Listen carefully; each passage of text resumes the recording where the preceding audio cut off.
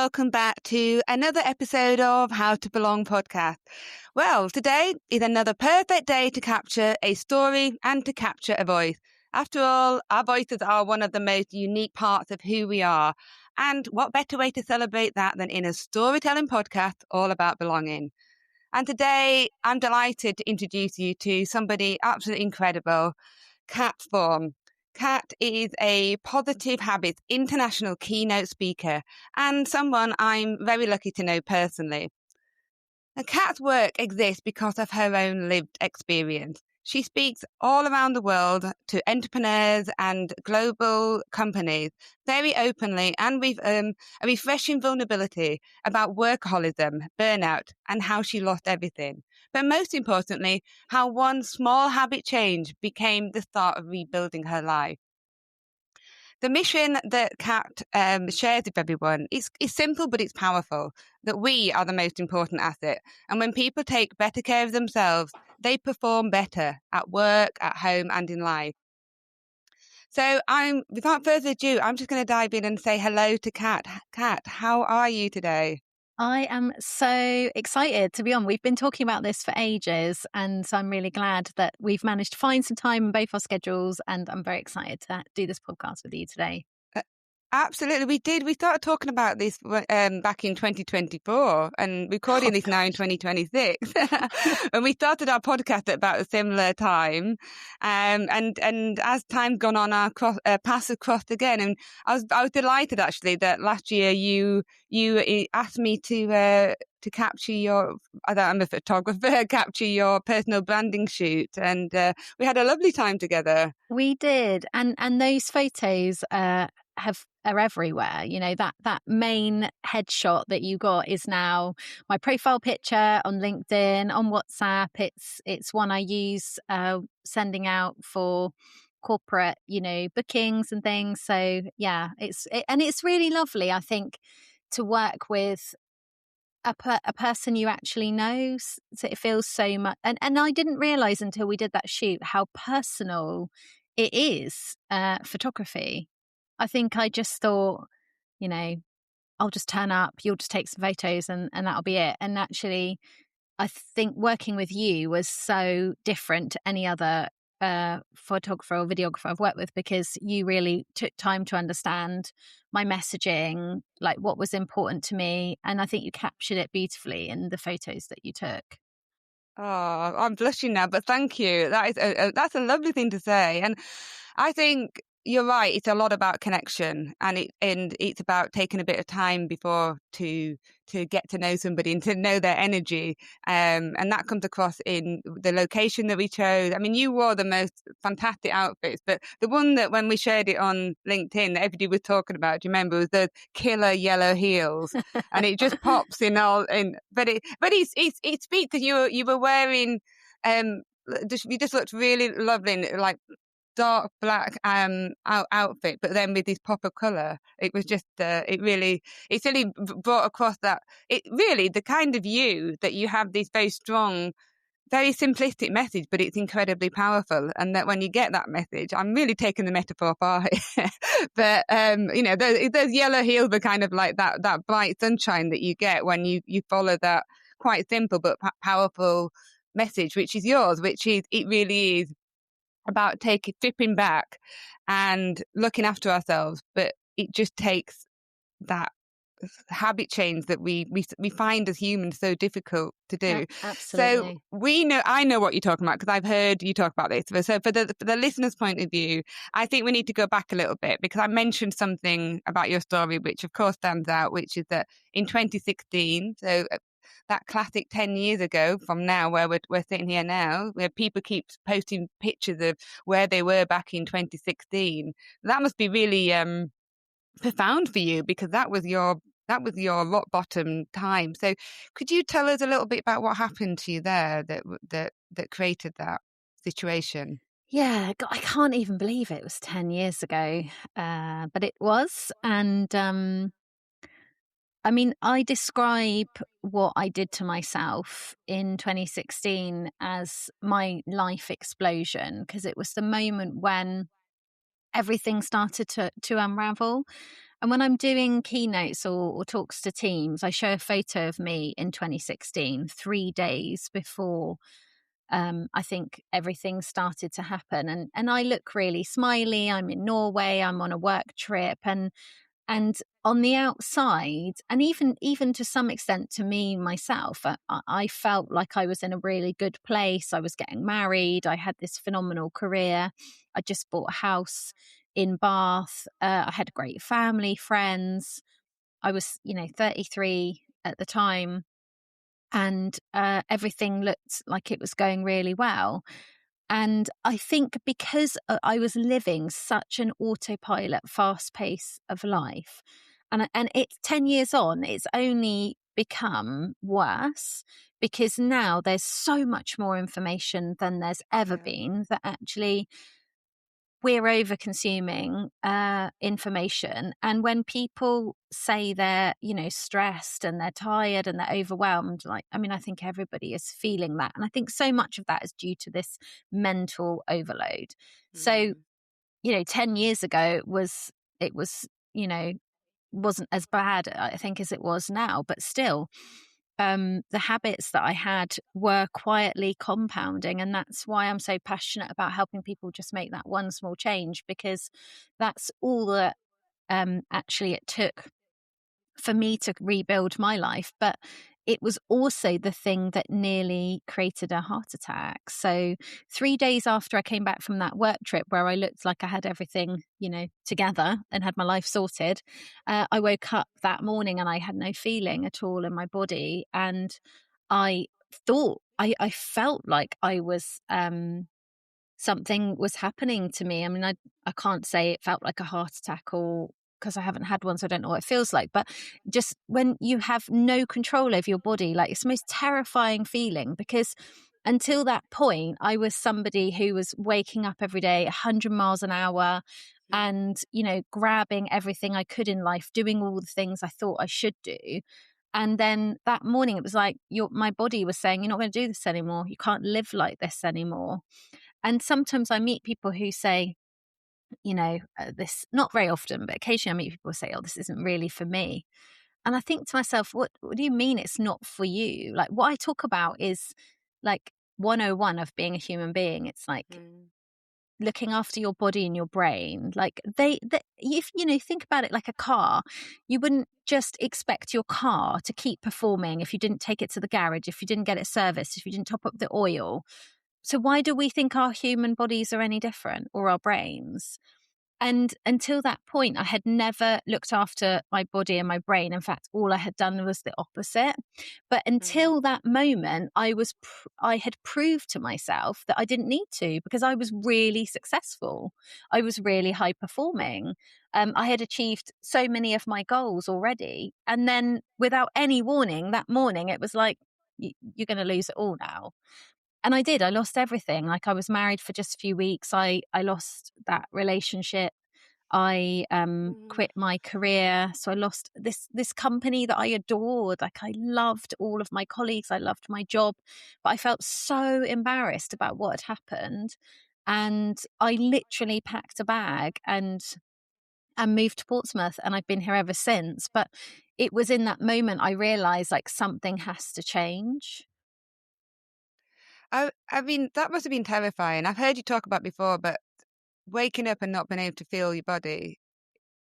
I mean, your mind must have been racing all over the place with what on earth has happened to me. But something deep down inside must have told you that enough was enough, and And that was why you had to make the changes. I mean, there's a lot of changes all at once, isn't there? It really feels like yeah. a rock bottom moment that you went through. Yeah, I mean, after making fun of meditation up until that point, it then was like I did a whole month of meditation to, Right.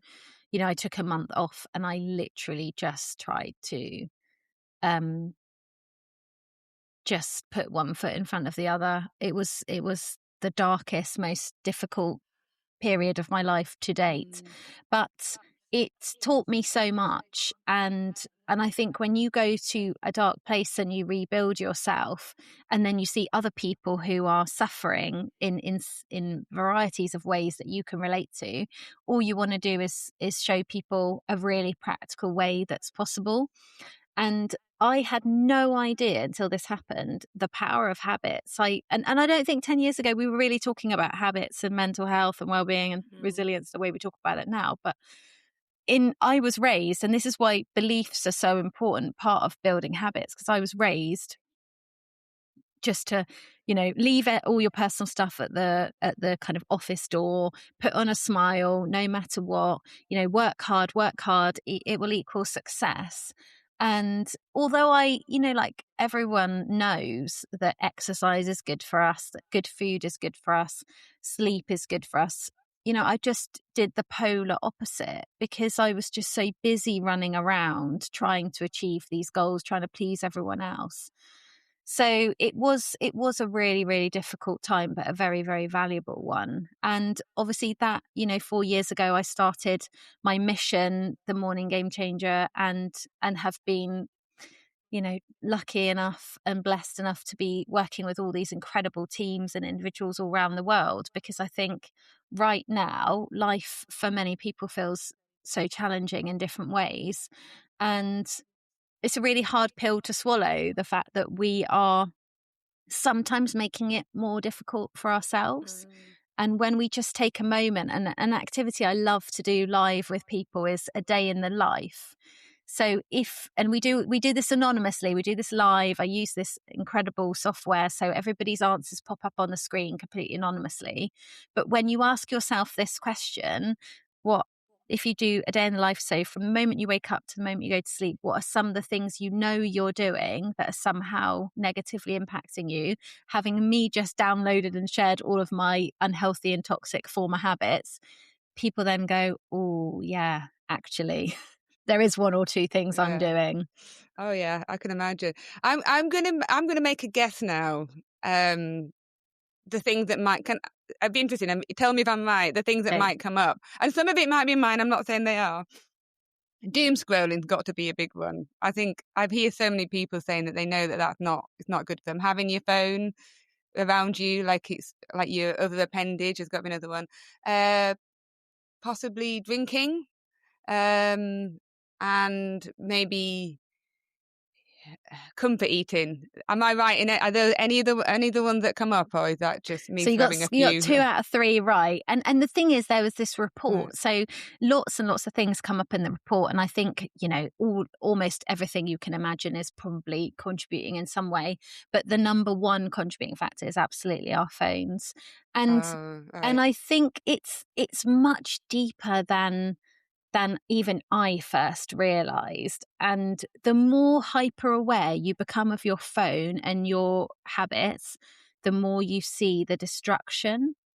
So, like everyone else, I have a phone. I need to use it. I enjoy using it for certain things, but it does not control me anymore the way it used to. Looking at it with one eye shut as soon as I open my eyes, looking at it last thing at night, letting it stress me out, letting it interrupt important quality time with people I care about, doesn't happen anymore. And occasionally I can see like things creeping back in.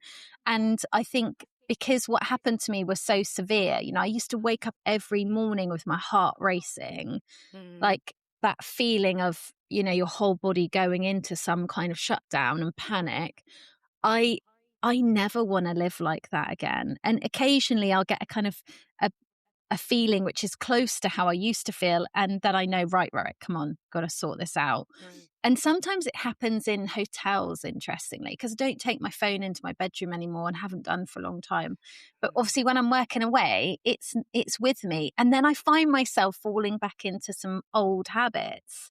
And that's the challenge with being in a different location. Sometimes your routine changes, doesn't it? Yeah, I can imagine that, because if you're in a hotel room, there's almost that struggle with potentially don't walk down the lonely path because you're in a hotel room. There's something I remember years ago when I used to do traveling trips, nothing like you do, but whenever I do that, I love the idea of it. And sometimes I'll walk into a hotel room and I can feel a bit lost all of a sudden, a bit disconnected. And the phone is such a it's almost ingrained in us now that will connect me, but it doesn't always do that. It can send you off and like you say, just overwhelm, busy, and quite frightening in a way, because like you say, I've seen how it can control people. I've seen fallouts from people because one person wants to be able to take photographs on a trip and somebody else doesn't, and it's all about sharing and posting, and it's this need to constantly to have this phone and to be posting things all the time, and it just seems to be taking over people's lives and their emotions. I mean, as you know, this I love to talk about belonging. So to me, I do think this is very relevant because I feel like it's the potential for this kind of technology overdrive to be leading us down a path that's away from ourselves, Yeah. because we're losing that sense of, can I not just sit in a restaurant while I'm waiting for somebody to turn up and just Be. be? Just be. But we don't. We get No, our I phones know. out. I I don't. know. Why can't I just be Naomi sitting in a restaurant waiting for my friend to turn up and just look around and have a conversation with people, But or look at this is somebody? so habitual now, isn't it? And I Yeah. talk about this a lot, how we have every little moment that used to be mindful for us, that used to Mm. kind of give us creative ideas, space, all of these things, you know, a little bit of a rest, a mental rest. We are now filling every single second with content from our phones Yeah. or one of our devices. And I think, you know, the other big thing I did was turn off all the notifications. And one Yes. of the things I find really challenging now is if I'm around somebody who's got an Apple Watch and, you know, we might be having a Oh, meeting or a conversation and then they're like look, kind of jerking their hand constantly. yeah. And to me, like, it's one of the reasons I've never wanted one of those kind of watches. I like the idea of them. I think they're really powerful. I think there's lots of cool fitness stuff you could track on it. But I do not want to be distracted constantly. And I think that is the challenge. And I think it's deeper than habits now. Like, I think some of it is bordering addiction. Yes. I think we have to be really careful not to blame people, but actually just come at it from an empathetic point of view. But I feel like we do need a reality check because I think it's creating um, issues in relationships, both Mm. like romantic ones as well as family relationships, friendships, working relationships. I mean, one of the big things I've noticed since COVID is when people don't put their cameras on when they're in meetings, or if they do, you can tell that they're doing other things. Yeah. And it's like, and I used to do this, so I was the queen of multitasking. But the reality is where is your attention? How can you Mm. be having a deep and meaningful conversation with your partner whilst you're replying to a WhatsApp from your mate? Or you're sitting at a table and somebody puts their phone on the table. I really find that distracting, because even though they're not the phone, but it's just the fact that it's there my peripheral vision. I can see that it feels like that means potentially that their attention isn't really with me, because the phone could go off at any moment. Do you know what I Yeah. mean? Yeah. It's a constant, and I agree with you. I think it definitely has fallen into the addiction area of addiction, and it's just like you say, it's a way of we're losing ourselves, because we're we joke, well, we don't joke, but there's a lot of people saying, oh, the robots are going to take over in the future, but kind of, are we not already a little bit in that place, in terms of we have this appendage that we walk around with in the house all day long, and when do we come back to ourselves? When do we just be and have our own Yes. thoughts? Yes. And And I absolutely. struggle with it. I'm hands up. I really struggle with it, and it is interesting you saying about 10 years ago, 2016. It wasn't like this even 10 years ago. So goodness knows what it's going to be like in 10 years going forward. And this is why you're on your mission to try and, as much as you can, keep talking to people about these. That's a key habit that you're trying to get people It's to look so at. fundamental because I think when you like, so I'll give you this example. So I worked with some superintendents, and one of them was very brave in sharing that the first thing she did in the morning, within a nanosecond of opening her eyes, was read the daily briefing. Now, the daily Mm. briefing in their area of the police, because they work in child abuse and Mm. child protection services, was, the most horrific crimes that have happened to children in the last 24 hours. So I always tell this story in the context of course, that's her job. Like, she has to consume that information, and as difficult as that is. But there is a very different point if she reads that when she hasn't even opened her eyes versus an hour later. And although that's an extreme example, you could apply that same methodology to looking at anything on your phone. And this is one of the, and this is the thing, it's like we've gone from being able to be really productive, quite focused, quite well in ourselves, to actually our phones causing us to have, the worst mental state. And if you think about those two scenarios, the difference is if she read that content after she's got up, maybe had some fresh air, some sunlight, done some exercise, done something good for herself, connected with her family, got herself ready, whatever it is that gives you energy, whatever that is, it's different for each person, then she's going to be like on. She's going to be ready for it. She's going to have like mental resilience in the tank to handle it. But the problem is most of us are going into each day on kind of empty or in the red. So we get bashed around by life, personally and professionally, and we can't handle it. We're not ready for it. So we kind of then lean on things that are kind of these traditional coping mechanisms, and they might be scrolling, because the amount of people that tell me scrolling is relaxing, I'm like, I kind of get it, but in reality, is it actually relaxing, or is it just making your mental load heavier? And again, it's not for me to say, it's up to you as an individual. Like, what I say to people is, when you do a habit, how does it make you feel? Because that's literally the answer to whether you need to change that, whether that's something to put your attention on or not. For me, if I'm scrolling or like if I'm looking at recipes, I love watching people cook, and then I go and cook some of this yummy food, but I don't watch endless hours of absolute rubbish online, because that doesn't make me feel good. No.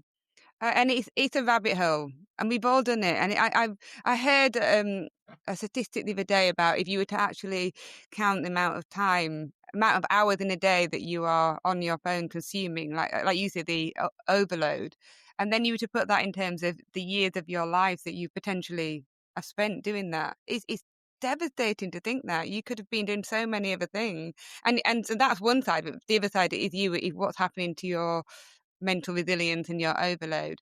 It's fascinating. I do think that's a key one. I'm glad we've discussed that one, because I think it's going to relate to a lot of people will relate to it.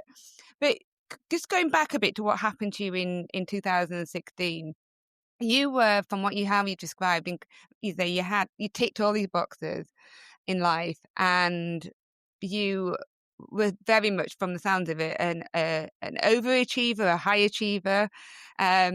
Something tells me that was that a learned experience. Was it almost as though and it's something I relate to, that when you grew up, it was the achieving was how you felt valued. It made you feel that that sense of belonging, that I'm a good person. I belong in the world if I tick boxes and I succeed. I fit in because I'm an achiever. I think so. I think, as you know, like, my mum died when I was 4 years old. And so she left behind me, my brother, who was 2, and my sister, who was 6. And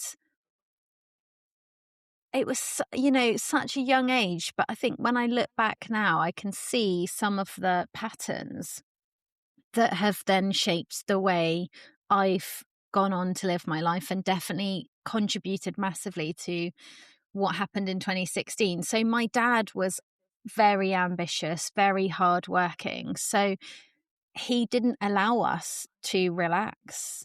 I mean, I didn't know what relaxing or resting was. And I felt like every time I was in his presence, I should have been doing something. And that was from a really, really, really young age. The time when you should actually be out with your friends, riding your bikes, living your childhood. For me, it was like shopping, cooking, cleaning, looking after my siblings, and to be fair to my sister as well, I think she had some of that role as well. So I think, I was even talking to a friend of mine the other day about university. Like, my dad communicated with me in different ways that you need to go to university because no one's been, and you need to be the one to lead the way. And I think it's still happening now in education, but at the time it was like, if you don't go to university, you haven't made a success of your life, which, Mm. it's a bit like all of these societal rules. Like, if you're not married, if you don't own your own house, if you haven't become a parent, like, what are you doing? Mm. And so my dad sort of subconsciously gave me this checklist for life. Like, this is the rule Ah, book. And then I went off and checked all the boxes. And then in 2016, it kind of all blew up in front of my face. yeah. And actually nearly killed me, because I ended up walking down the aisle marrying somebody that I shouldn't have married, but because it was the right thing to do, I did it. Mm. And one of the greatest things I've learned is, and by the way, 2016 and prior to that, I would not have believed any of these things, intuition, meditation, journaling, all of these things felt like they were for other people, not for a Mm. serious professional person. And when I moved to Portsmouth in 2016, it was an intuitive decision. Like, it didn't make any sense. I didn't know anyone. I didn't have anywhere to live. I didn't have a plan, and I'd always had a plan. And Right. and now I understand that my body was giving me all of these signals, and I was just ignoring them all because I'd, again, never been taught how to actually make decisions from that point of view. It was just, does this suit everybody else? Yes. Okay, then that's the right decision. I mean, it's taken me a long time to talk about this because, as you can imagine, it's quite horrific Yeah. to openly share that you put somebody else and all of your families through a wedding that you knew. I could feel it on the day. I could feel it before. I could feel it after. But again, I was just, well, there isn't another way. There isn't another option. This is the path. And I feel that now in the work I do, that I meet so many people that tell me their dreams and goals and fears. And I just think this is also part of my work is to help people unlock those fears, because ultimately fears are just thoughts, and thoughts often relate to our beliefs, and all of that can unlock these incredible habits that can help us to really achieve the lives that we want and that we deserve. Wow. I mean, thank you so much for sharing that. And first of all, I just want to say I'm so sorry you lost your mum at such a young age, and I can't imagine how hard that would be, and also what an impact it almost certainly has had on you in so many different ways.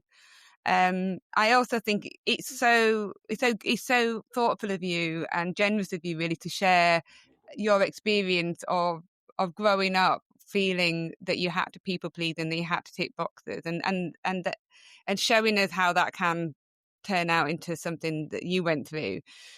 And the other thing that you also mentioned was, gosh, that must have been so hard walking down the aisle knowing that it was the wrong thing, but you just couldn't let people down. And I'm sure that happened. I mean, that must happen so many times to people. But you were brave. You did do you mind me asking? Did the wedding happen after you had that wake up experience where you couldn't feel your body? So you got married after that, then, did you? Yeah, so it was all happening around the same time. So Right. the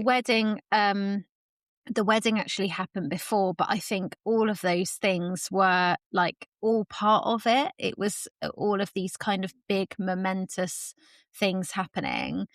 And yeah, I remember just before the wedding. So one of my best friends lost her husband really tragically, and left behind two really young Mm. boys. And I remember her phoning me, and I was thinking, right, when I saw her calling me, I thought this could be the moment where I kind of start sharing, like, I'm not sure about this. And she said, "Oh, I'm excited because I was getting married abroad." And she said, "I'm so excited because, and sad because this is going to be the first time I'm going anywhere without her husband." And I just Oh, thought, "Oh my goodness, I can't tell her. Like oh it's not gosh. happening." And my sister had already booked travel with two young children coming from South Africa. Like, as you would imagine, we had people constantly telling us how excited they were, like checking arrangements Mm, and I don't know. It would like nothing like that will ever I will never allow something like that to ever happen again. no. But this is the power of kind of hindsight, I guess, and also just shows how we make decisions when we are not like aligned to ourselves. Mm, I think when you actually are connected to yourself, you give yourself space. For me, that is like the power of positive habits. You make decisions, whether they end up, good or bad, or however you want to describe them. Um, they don't kind of they just then become decisions that take you on a path. But I mm, don't think that those kind of really extreme experiences have to happen in the way they did to me, because you just wouldn't make those decisions. And also my confidence has grown so much with positive mm, habits that I would have been more confident in saying, do you know what, I just trust that this is the right decision for me. I don't know what plan B looks like, but I know that this is not the right decision for me right now. And, I think a lot of us grow up with those people pleasing behaviors. And mm, that's also part of building positive habits, is also prioritizing yourself, rather than, for me, it used to be waking up straight on my phone, prioritizing everyone else's needs, my work mm. priorities, anything from my family. And I would get to the end of the day and there would be nothing left for me. And I kind of think that's crazy now, that people give the worst of themselves to the people they love the most. Oh gosh, that hits hard. It's true though. Yeah. Yeah, it's true. What, Yeah, well like, said. and I Mm, have been trying to flip this by inviting people to commit to one change, especially doing something in the morning. And this lovely, lovely mm, Italian sales director that I worked with ages ago, he actually recorded some really good feedback about this, and he said, after we did the work with their team, he said he couldn't believe, like, it doesn't make sense to him anymore. Why would you wake up, snooze your alarm, like not have any time with he's got wife and children, stress, like rush, rush, rush, and then give everything to everyone else, and then come home and be like grumpy with your family, moody, short, and again, just like zombie watching TV and then go to bed and do it all over again. He said that doesn't make any sense. And I think because he's Italian, although he's been living in the UK for many years, he was like, in Italy, we just wouldn't do this. yeah. We would take time, we would enjoy coffee, we would connect with each other. So his change was, I'm not going to snooze my alarm, because that half an hour window of when I'm just hitting snooze constantly, I'm going to use that time and I'm going to spend it with my family. And the way he says it is, honestly, it's so heartwarming. He says, so now, Kat, I have a coffee with my wife, and sometimes we read a book or we listen to some music, and we'll play a game, and I'm just sitting there imagining this house, where they're the only family, ever to be having this upside down day. And I think it sounds crazy to everybody because everybody is used to and conditioned to the other way around. But why couldn't Yeah. it be that way around? Absolutely. I mean, you and that lovely Italian director have painted a picture of bliss, but you're right. I can't imagine it happening in many households in England. But I mean, the work you're doing is transformative, and my heart breaks to think that you had to go through so many things to sort of hit such a rock bottom that you have to rebuild it up. But what you're doing is incredibly helpful to everybody else. I mean, I felt it this morning when I woke up. I thought to myself, do not reach for the phone. No, I really did. And like, I wonder how many people wake up and think of you, Kat, like straight away. Because I know. Well, I know one or how two. scary I is get the that? odd message. Like, you must pop into everybody like, no, Kat says I must not reach for the phone. Yeah, that's a bizarre thought. Okay, so talking about transformation and how we can come back to ourselves and try and avoid these people pleasing, have better relationships using these small habits that have huge impact. Can you give some more examples? I mean, I know it's a huge topic, but the sort of habits that really impact our energy and our relationships on that theme, because that's something I'm very, very interested in, and in particular within ourselves, because if we can learn to love ourselves as much as possible, and that is, I know, does sound woo-woo, but I believe in it more than ever, realising it, that to me is very impactful, because if you can do that, your decision-making for your rest of your well-being is going to be so much more profound. So what would be a really, other than the phone, the key habit that we could easily adopt that would help us to connect better on our energies and our relationships? Okay, I'm going to give you two.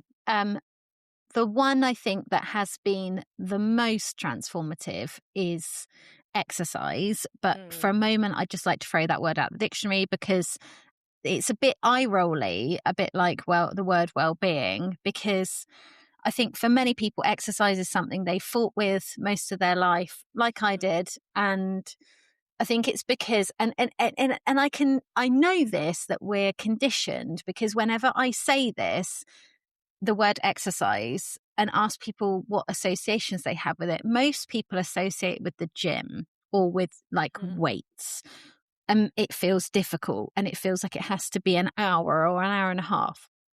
So I've kind of renamed it movement.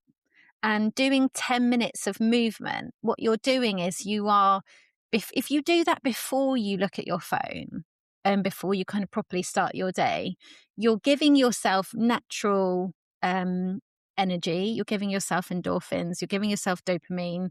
If you do it outside, like even better, you're getting a fresh air, you're waking your body up, you're moving all that energy and that blood around your body. For me, I've been doing a daily 10-minute run for over a year now. And for me, it gives me this little bit of space before I start my day.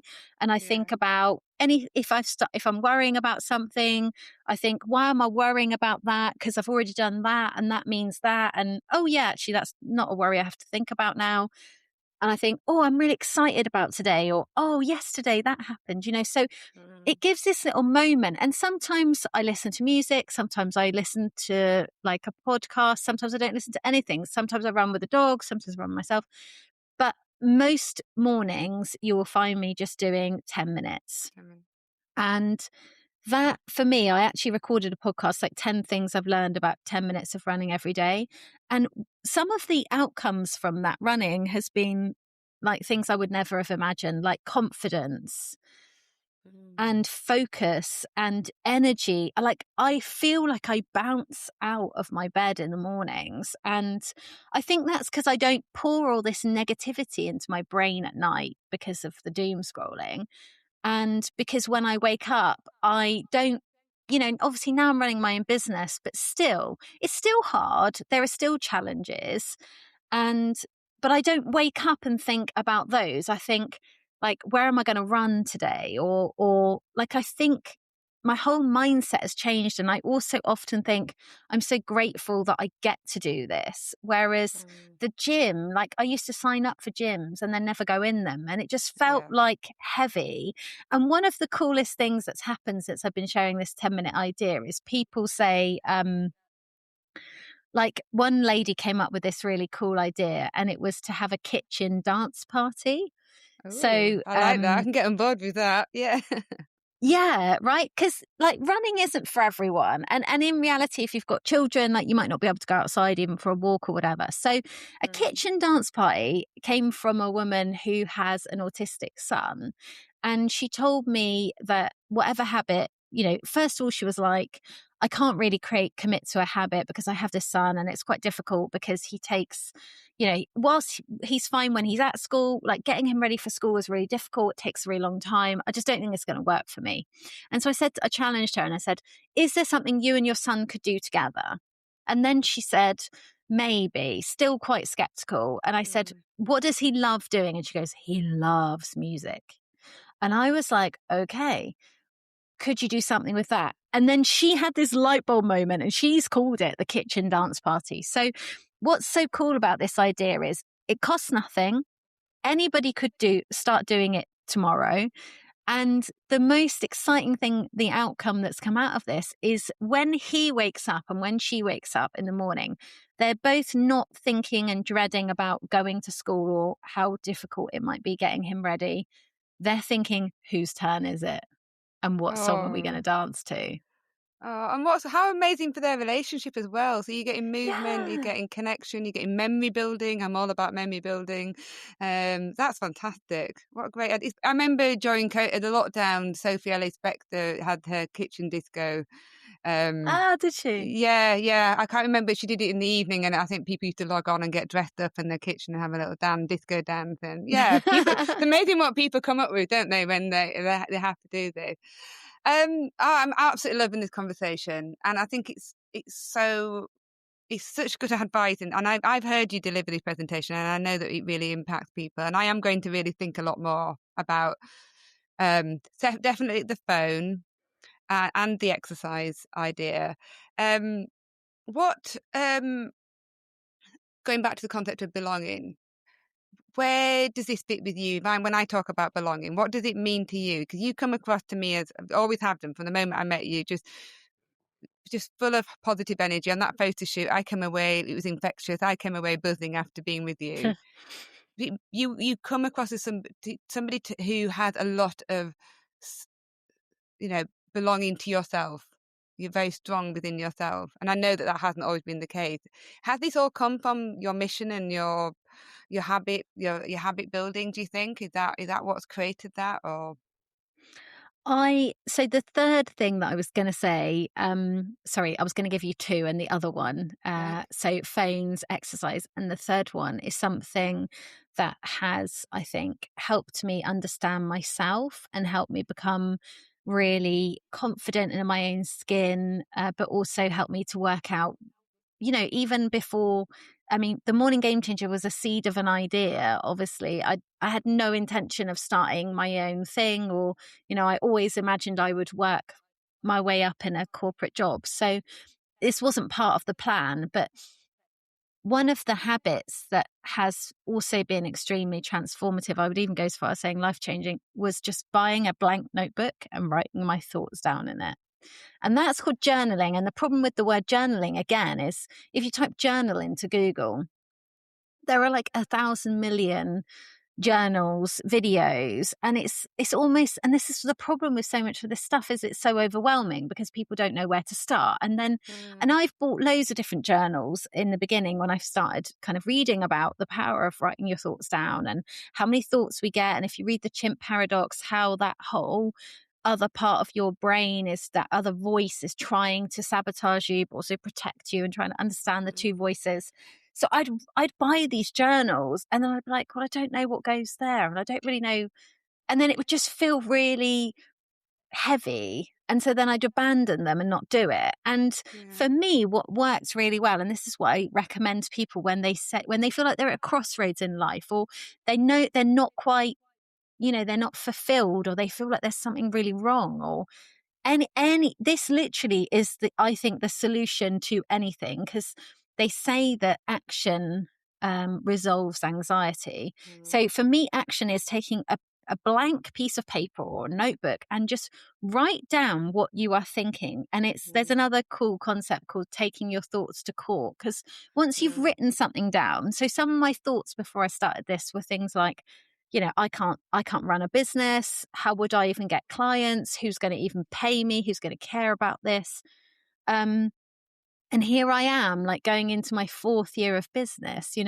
This year alone, I've got, the most incredible trips coming up. I've worked with so many incredible teams already, and it's only the end of January, like all these opportunities on the horizon, because I got control of those thoughts and I didn't let them take control.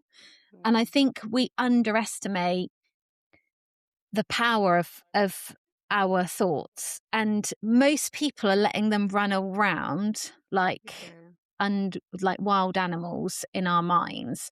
And so when you talk about belonging, like, we are making decisions in life based on other people's expectations, based on learned behavior, societal norms.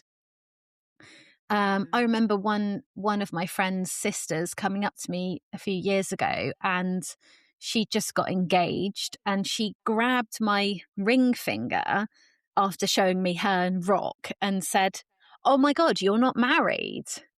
Oh, And oh, I was, but I had already done a lot of work at this point, and I, rather than kind of getting annoyed with her, I had this empathy of like, it's kind of sad that she, like, because anybody can get engaged, yeah, anybody can get married. Like, it's so interesting to me to think that, and again, because I had lived through this whole tick box way of life, that why are we measuring success based on whether you have a ring on your finger? yeah, yeah. 2.4 children, the perfect detached house with the little white gate that we were all brought up in the fairy tales to believe that we were meant to be living. Yeah, it's not that's not modern life anymore. And you can stand by that. If people ask you that, it doesn't affect you at all. Not now, not now, but because like a lot of these habits have created this, like, I call this like the roots of the tree, the foundation. And I now know that I'm living like my best life ever. In fact, I always say this: if I was to die tomorrow, which I hope I don't, because I'm No. really, really enjoying my life, I would feel so happy and proud of how I live my life, because I feel really healthy. I feel really aligned. I feel like I don't have negative people around me. I distance myself from people that don't have that, that don't kind of share similar values. Whereas before, I just used to keep friends and even be in relationships because I thought, oh, I can make this work. I can change this. I can change that. And even in my business, if somebody's given me the runaround, just let it go. I think the more confident you become in who you are and what you want to do, the better your life just gets. Yeah. It's just absolutely incredible. Okay, I was not expecting you to say that last part, but I hope you don't mind. But I'm just gonna go down there just a little bit because I think that's really powerful. And from a personal point of view, I definitely haven't mastered that yet. I, I, I always felt that there's a bit of a failure if I've had to let somebody or something go.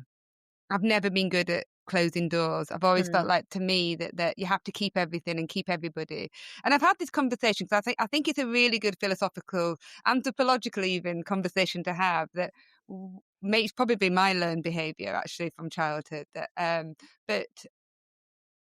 other people will say to me, why on earth would you think that? Life, you're going through chapters. Why would you think that everybody is part of that chapter of your book? There's nothing wrong with closing doors, or if the energy shifted to move on. And uh, uh, is that a sense of maybe with me not fully aligned there, or what would be your thoughts on that? Because you seem to have nailed that one, and I'm really interested because I think listeners will find that really interesting as well. I think if you journaled on that, if you just wrote some of that stuff down, you would probably notice that your thoughts are kind of telling you lies. Ah, okay, Because good. I think I had this friend in my life for quite a long time, and it was very much a one-way friendship. She always made me feel like I was doing something wrong, criticizing me. And I used to constantly say, it's because she has this wrong with her. It's because this happened to her. This is why I was just constantly, and I did that with an ex-partner as well for many years. And I think journaling gave me the confidence to actually say, do you know what? I'm not prioritizing. I'm always taking everyone else's stuff on. So I'm protecting other people. And again, like, when my mum died, my dad was, as you can imagine, very, very, very sad for a very Mm, long time. mm, And so I remember waking up often, because my room was downstairs and my brother and sister's bedroom was upstairs. And I remember hearing him crying in the kitchen at night. So he used to cry when Oh. we'd gone to bed. And I used to remember like having to not cry so I could kind of comfort him. And I think that behavior was then carried on in my adult life. So when I saw somebody Mm. behaving not in a way that was acceptable, I just made excuses for them and rationalized it in my mind. And I think as I became stronger and more confident in myself because of my habits, I then just started to say, what would happen if I just remove this person from my life? My life would be better. And and you can also do that with family. As Well, people difficult as do, that yeah. is, Mm. you know, why should you have to continue to be entertained by somebody despite them being related to you who doesn't serve you, who does like if they are taking away something from you, why would you continue to entertain that? But also you have to take responsibility, because we can blame people's bad behavior, but if you go back to that whole what can you control, well, I can Yeah. control who enters my space. And I think it's actually, I've done this recently to another person I was quite close to, and I've just distanced myself from them. There hasn't been Mm. this big, we're not going to be friends anymore. I've just noticed that we don't share the same views on life, and I don't enjoy spending time with them. So I'm just not going to spend time with them. I'm just not Okay. going to message them. I'm just not going to be part of their world. And you don't have to explain that to anyone. No, no. I see. I'm completely on board with it, and thank you again for sharing that what you told us about your early years again, because that must have been devastating, and I'm absolutely convinced it will have been part of your early habits that led to other things as well. Um, but even when I'm hearing you saying that, a part of me still going, "Oh no, Yeah. must be nice."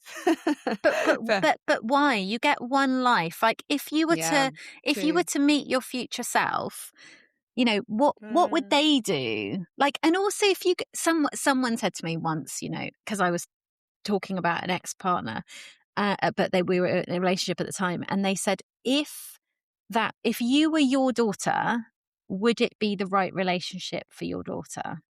And I was like, Oh, absolutely completely not. different. Yeah, it's a Yeah, but I completely was like, different. absolutely not. Yeah. So then why is it acceptable for me? Mm. So if Yeah. you were, I think this is about being brave and Yeah. making difficult decisions. And I think, unfortunately, in our culture in the United Kingdom, we're not very good at being direct. We're like we are people pleasing. You know, we don't want to hurt someone's feelings. Actually, we need more of this in the world. We need to be able to say, this is just, it's, you know, we've had this kind of nice time. We've shared a lot of memories. I just feel like we're not aligned anymore. If you even feel like you need to say that. So I've had two experiences with friends and one with a family member. And the first one with the friend, I literally said to her, I can't be friends with you anymore. I'm really sorry. This is how I feel. And I've also stopped saying sorry as well so much, but I did in Oh, that that's a big case. one of mine. Yeah. I'm sure it's probably one of the most used words in my daily language. But yeah, sorry to interrupt. But Yeah. no, but just you've got to think about yourself, because who else is thinking about you? You know, Yeah. you. True. And also the other thing I think that's quite interesting about all this is when you prioritize yourself, everyone benefits. And you might not even realize, but by entertaining, like, let's say you're talking about a friend Hmm. who's a bit of a mood hoover, or they're like draining your energy, Yeah. and you go back to your husband or your children and you push that onto them completely unaware or on Hmm. subconscious level. Or it's kind of, maybe it's keeping you awake sometimes at night because you're overthinking a conversation, and then you're not as good a mother next day. So when I start to think about it in that kind of ripple effect, I think, no, it's not happening anymore. True. True. Yeah. I mean, it's about boundaries, isn't it? Really, and I suppose that's a habit. It feels like a big habit, but maybe it's not. Maybe it's a mindset shift about, you know, I have to protect my energy. I'm a very warm person, and I want to give as much as you can in the world. And but at the same time, you have to protect your boundaries. And yeah, so that's another habit I'm going to take forward or take your advice from. You mentioned about picturing yourself in 10 years' time. So because we can't really go back to our Yeah. we can't go back in time and go, right. People often say, what would you tell your younger self? Which I think is a great thing to say. But also, you can't go back and give that, but you literally can't do that. But you can almost talk to your future self, can't you? So it sounds like you're already set for the future. But if you could imagine yourself 10 years' time, where would you like to think you will be? Will you be doing similar habits, do you think, keeping it going? Yeah. Dreading the I mean, mission? for me, habits isn't like now, habits is a way of life. Hmm. And I think if we start seeing them as the kind of person you want to become, so the kind of person I am and I want to continue to become is somebody who's healthy, Okay. happy, focused, kind, ambitious, balanced, like all of these values are really important to me. So then it's like, well, what are the habits that I need to do weekly, monthly, daily that align with that? So for me, of course, there are moments, there are days when I cannot be bothered to go out for a run. Like it's been miserable in January. It's been cold and Mm, dark and rainy and sometimes, snowy and icy. But I never feel I've got such a strong um, mind now. I know how my mind works. I know when it's tricking me, when it's not, and I can override those thoughts now and tell myself I'm going to feel so good when I get back. And whatever I've got on that day, whether that's just being around people I love or if that's with working with teams or whatever, I know I'm going to be better for them. So I do it for that reason as well. And I'm also an auntie, and I'm really involved with my family, and I want them to see the best version of me. So, and I also read this really scary thing the other day about women. If we don't lift weights regularly, it will affect, and probably men too, it will affect our ability to climb stairs when we're older. It will affect our mm, ability to be able to live quite an independent life. And I just mm, thought, I don't want to not be able to have good movement. You see people around now with all mm, sorts of different aids.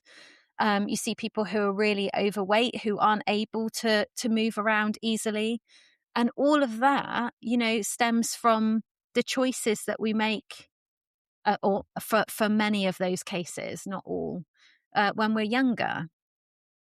It's true, and the weightlifting is something that I have adopted, and Yeah, because I do it on a Monday night, and it is helpful, and I can feel myself getting stronger. So, I I do agree with you about that because my mum was in a wheelchair in her 60s, and she died at 71, and that's not the only reason why. But yeah, I agree with you. So good advice, excellent advice. Well, I know you've got somewhere to go. You're a very busy lady, and I just want to say thank you so much for sharing this time and your stories and your openness. It's been amazing. I'm feeling energetic already, and definitely going to look at some of my habits. And I will put in the show notes all about your website because people can connect with you there, and they can book. Entrepreneurs and teams can book you, can't they, to come on and absolutely. do. You do what do you do? In-house training, but you also do keynotes, talks, don't you? Yeah. Is that right? Yeah. So I do keynotes, I work with teams, and I have just launched my Positive Habits for Performance 6-module program that can be delivered online, in person, or hybrid. And we've got teams in international organizations like IBM who are rolling that out at the moment. And it's so lovely to see. And I actually had a catch up with them this week and just hearing some of the outcomes that are coming out of it. And when you're working together, and this is the thing with accountability and habits, Mm, when you're trying to do it alone, it can be really tough. And that's why you go to something on a Monday night, or you probably mm, wouldn't be doing that. So when we're helping people to build habits in teams, not only do they build those habits and get all of the benefits, but they actually build stronger working relationships together. And I think that's more important now than ever because COVID has disrupted a lot of people. A lot of people are working are more disconnected despite being digitally connected. So yes, I would love to chat to anyone who wants to learn more about this. My virtual coffee calendar is always open. Wonderful. Oh, well, thank Thank you you, so Kat. much. Amazing to see you. And you. And yes, thank you everybody for listening. Another episode of How to Belong. Until next time, thank you. Bye. Thank you for listening. If you enjoyed this episode, please subscribe, rate, and leave a review. It really helps others find the show. I'll be back soon with another episode of How to Belong.